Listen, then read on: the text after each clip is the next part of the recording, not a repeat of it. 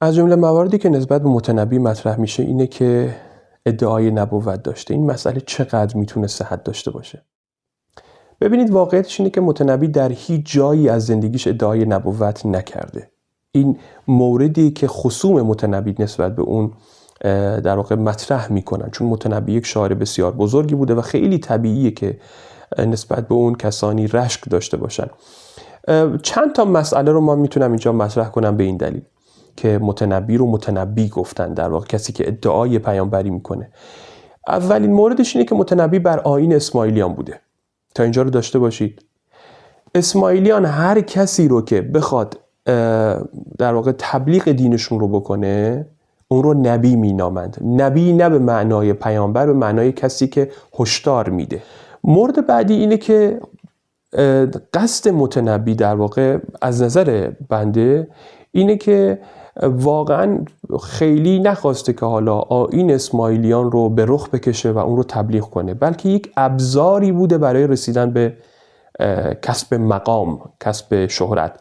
به همین دلیل متنبی نفوذ خاصی در میان بادیه نشین ها پیدا میکنه، خصوصا اینکه سالها در میانشون زندگی میکنه و لغت اونها رو به درستی یاد میگیره و زبان بسیار پیراسته ای داره متنبی. در همین ما بین این رفت و آمدها به بادیه و جا پیدا کردن در میان اعراب یا همون بادیه نشین ها، اونها رو علیه حکومت وقت تحریک میکنه. مثلا یکی از مواردش اینه که به قول امروزی ها نافرمانی مدنی کنن و مالیات پرداخت نکنن.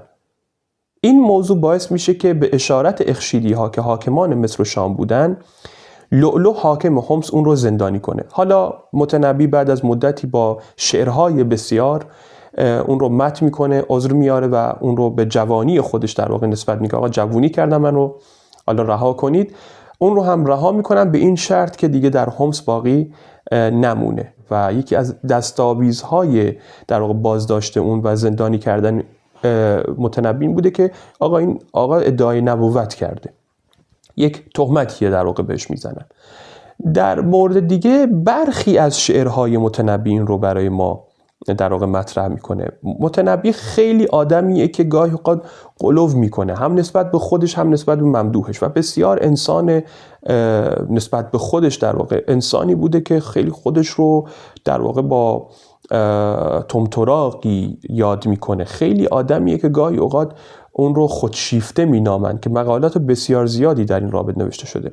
به عنوان مثال یکی از شعرهایی که متنبی میگه با این مضمونه که این منی که توی این سرزمین دارم زندگی میکنم، من رو همینجوری ساده نگید، مقام من در اینجا مثل مقام مسیح در میان یهود.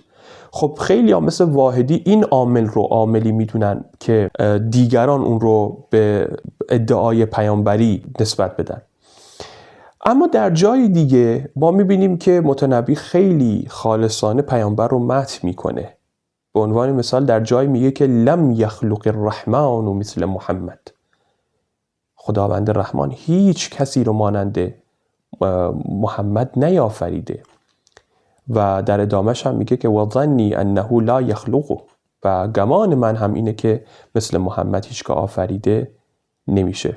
بنابراین ادعای این که متنبی داعیه نبوت داشته یک ادعای غلطه.